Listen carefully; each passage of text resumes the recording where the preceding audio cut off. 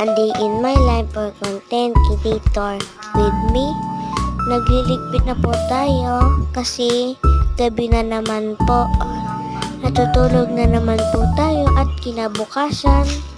At ganyan ulit gagawin natin kasi nagpapunot kami ng ipin ni nanay. Mahaba ang binot sa kanya at madugo. Kaya kabidyo ko niya ang aking mama. Sobrang haba po na binunot sa amin. Sa akin po, masakit pa po. Naramdaman ko po yung anesthesia, yung parang patusok po. And sobrang sakit po at pinunot sa akin. Pero dalawa lang, po yata, 200 po pinayad ni nanay sa akin. Tsaka po sa kanya, dalawa rin po yata. And 400 po. And balik ko tayo sa sa story natin. Ayan na, nagpapagpag na po ako.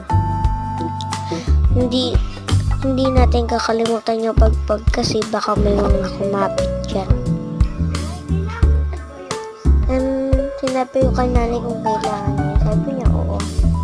Wala kasi ang batay konti. Kasi natulog yung kapatid ni mama dyan.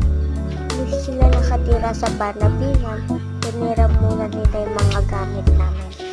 Wala silang gamit dala sa Panabinan. Sorry guys kung naka-obyo na.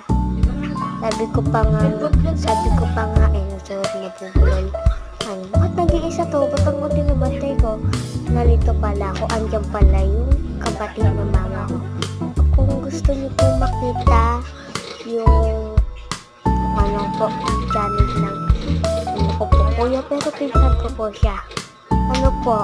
Surat niyo lang po Zextros. And yun lang guys. Thanks for watching. Bye-bye. Bye-bye. A day in my life for content creator with me. Naglalatag po ako. Kasi po, gabi na naman po. Kasi po, hika naman po kami. Matutulog na sa kastukan.